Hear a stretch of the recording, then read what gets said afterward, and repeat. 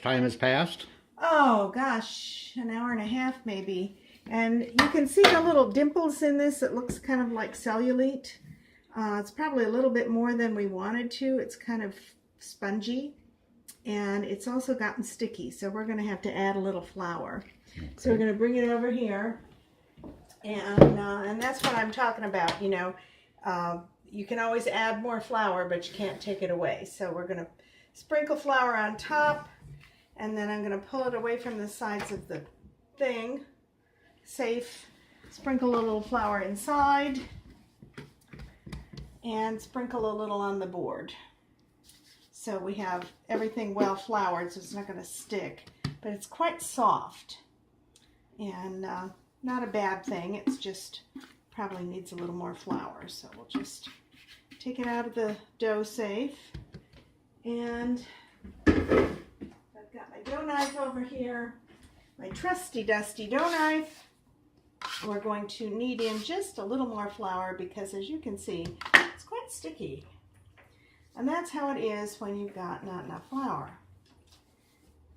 So just put a little bit more in. But it has a nice feel to it. It's very soft and squishy and Pillsbury Doughboy baby bottom. Very nice feel to it. Okay, so we are going to, when it is too heavy, if it feels heavy, you don't want to shape it into loaves right away. If it felt heavy, I would let it rise again. And sometimes if you put a little too much flour in, you can get away with letting it rise 2 times, and that's going to be better. But this is pretty good. I like it. It's soft. It's going to rise quickly. I'm going to spray just a little spray on the bottom of these pans. These are really good pans. Don't need much. Divide this as evenly as I can, which I'm not good at, into a half and a half. So try to get exactly even 2 loaves. The cut edge is going to be sticky, so you might want to spray. See the little bit of potato sticking out? That's not bad. That's okay. It's just going to look funny and dark in there, but it will taste delicious, I promise. All right, now when you're shaping a loaf, keep your hands well floured. And what you want to do is you want to squish out air bubbles because you don't want holes in your bread. So you kind of squish it down, and I like to sort of make this worm shape like that. And kind of tuck the sides and tuck the sides and tuck the sides. And if it's soft like this, it's going to rise and it will squish out its own air bubbles. And then you just lay it in the pan. So cut edge gets a little flour. And we do that. Squish, squish, press, press. Make a worm, make a worm. So think of it as sort of a larva shape. You know, like grubs in your yard kind of thing. Yeah, that's appetizing, isn't it? Okay, so there you go. And there we have our dough in the bread pan. And some people put like oil or butter on top. I don't usually do that. I just set it over here on top of the stove because I know there's no drafts over here. Get myself a towel to cover it with. I'll be right back with that. Some nice colored towel, nice dish towel thing over that. And I will come back when the tops are nicely rounded and we'll bake it. So that's it for now. Okay?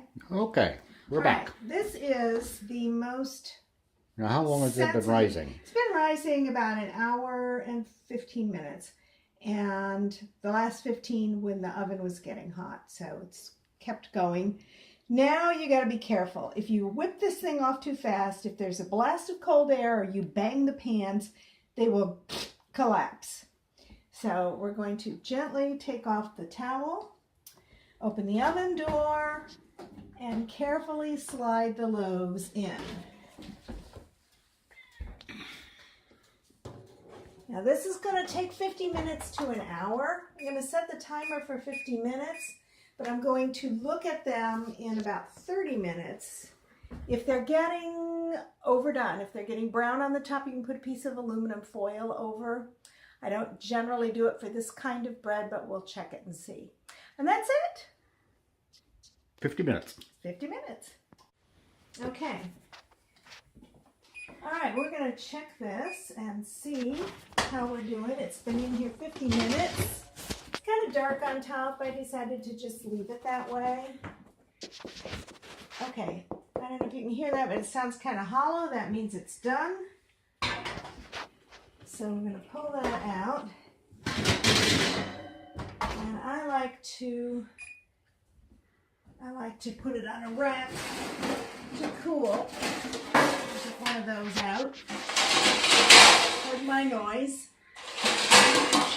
Of course, they're at the very bottom of the stove. Okay. There we go.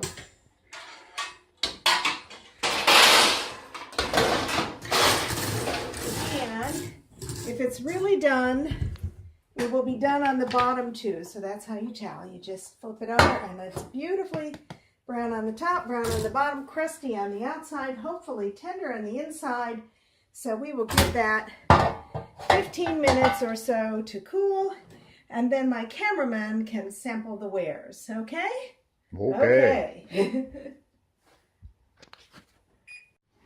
Okay.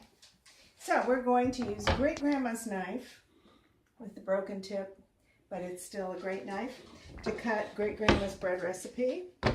So here it's going to be shower of crumbs because it's crusty on the outside and tender on the inside. It's perfectly natural to have these extra air bubbles here because the little pieces of potato get in there, and Grandma's was always that way too. That's how it is. So, but it's, as you can see, it's soft, it's tender, it's delicious. I'm going to spread it with butter, and then I'm going to show you my cameraman, who's all dressed up in his going out clothes, and he's going to have a taste. Unfortunately, I don't have homemade butter. My father said that was the best way to taste it, but here we go.